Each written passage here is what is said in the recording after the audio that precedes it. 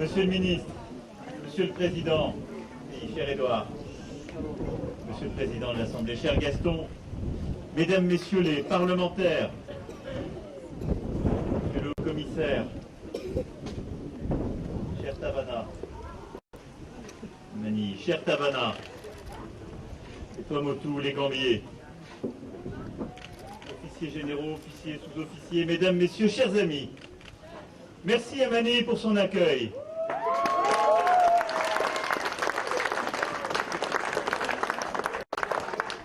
Merci infiniment. Et en étant là, en effet, c'est honorer Tuamotu les Gambiers et les 17 Tavana ici présents. Merci à vous.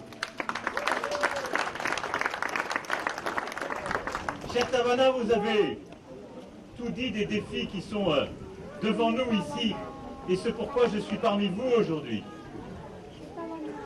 Vous permettre de vivre dans la dignité et la paix, ici, dans cet atoll et dans cet archipel de la République, aux confins du Pacifique. Les adversités, vous les avez traversées, et elles ont été rappelées. Le cyclone de 1983, qui a recouvert tant d'îles des Tuamotu, les difficultés économiques, la crise de la perle, du tourisme, les avions qui se font plus rares et les liaisons plus difficiles, la crainte de pouvoir élever comme il le faut vos enfants et leur offrir un emploi.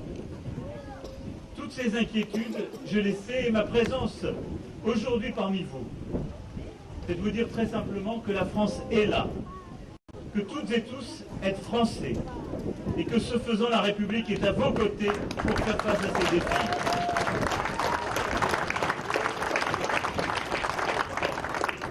Alors ces défis, Monsieur le maire, cher Tavana, vous l'avez dit, ce furent d'abord les défis sanitaires et économiques durant cette crise. Et nous avons été à vos côtés, vous l'avez rappelé.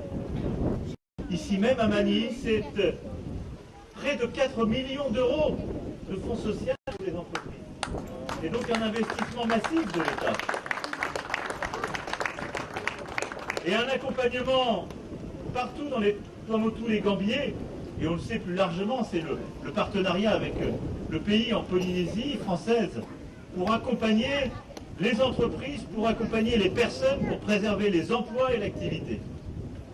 Nous continuerons de le faire, et je verrai tout à l'heure le monde économique pour justement réaffirmer notre volonté d'accompagner le plan de relance du pays et de soutenir l'activité économique.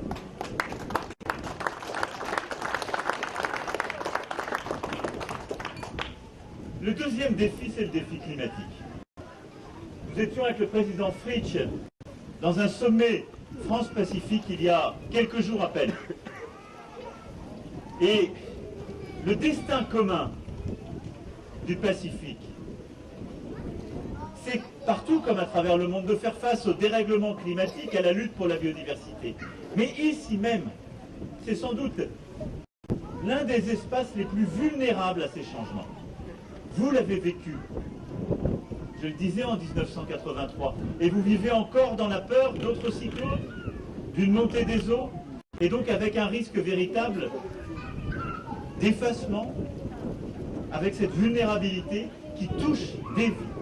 Là où pour beaucoup, ce discours est une abstraction, vous, ce sont vos vies dont nous parlons.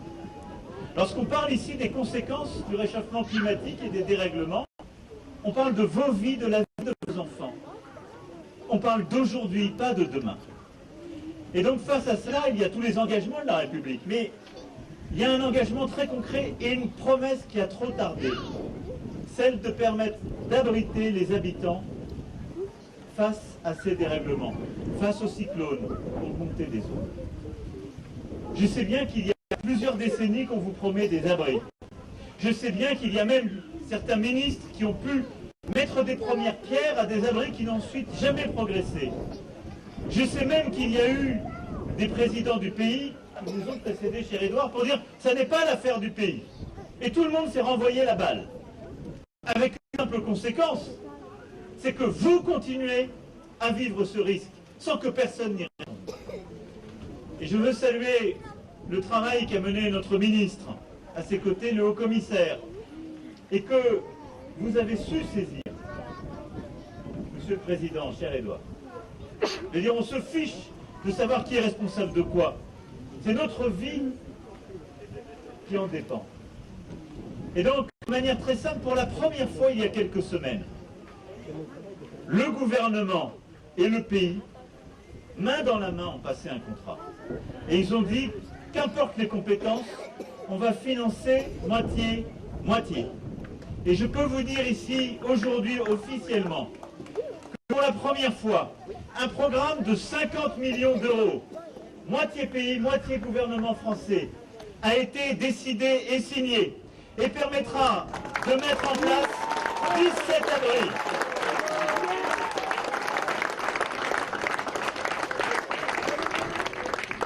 17 abris pour les Tuamotu, les Gambiers. 17 abris qui permettront de protéger en cas de cyclone, en cas de coup dur. Et qui, dès qu'ils seront construits, permettront d'autres activités d'être utilisées comme des gymnases, des salles de spectacle pour faire des cours, pour former. Mais la République tiendra sa promesse, celle de protéger, protéger, protéger.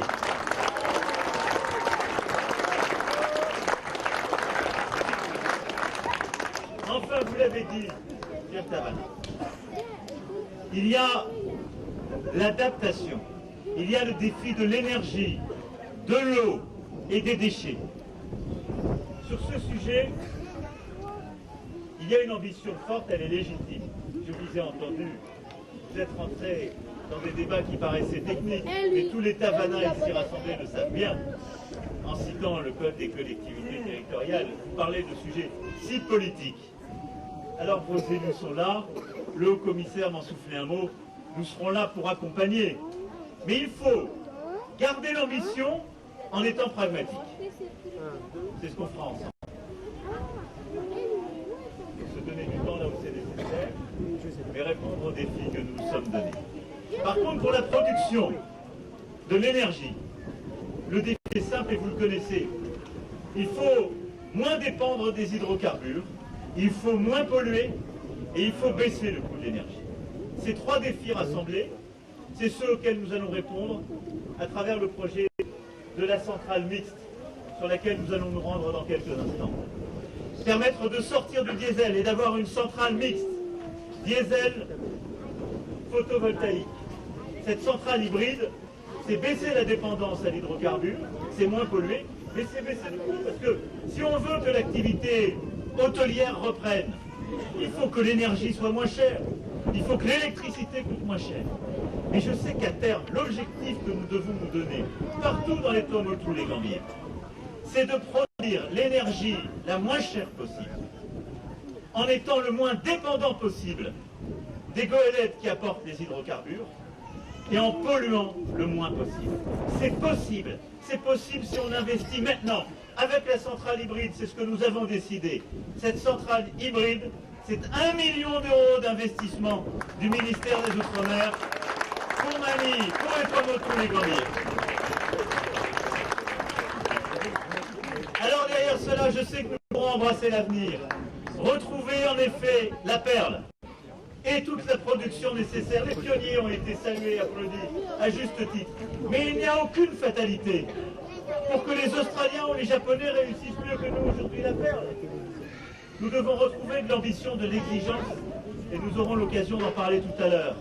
La perle, la pêche, le tourisme, le numérique, partout en Polynésie française, sont des axes essentiels qui permettront de développer, et vous avez ici des entrepreneurs formidables qui sont à mes côtés, pour développer l'activité économique, les services au plus près de la population, l'éducation aussi par le numérique. Ici à Mani, ici, comme tous les Gambiers, nous avons cette ambition pour la République. Voilà, mes chers amis, ce que je voulais vous dire. C'est qu'ici, la France a une grande ambition, parce que vous avez un grand cœur. La France a une grande ambition, parce qu'ici, vous avez l'esprit de résistance. L'esprit de résistance face à une nature paradisiaque, mais qui sait du jour au lendemain devenir cauchemardesque. Parce que vous avez l'esprit de résistance et que vous voulez assurer à vos enfants la dignité et l'avenir. Et je considère que c'est le devoir de la République de le faire à vos côtés. Voilà ce que je voulais vous dire, et cher Tavana, ce que je voulais apporter en réponse à vos inquiétudes, vos interpellations. Vive Nani! Vive tous les Gambiers! Vive la Polynésie française! Vive la République!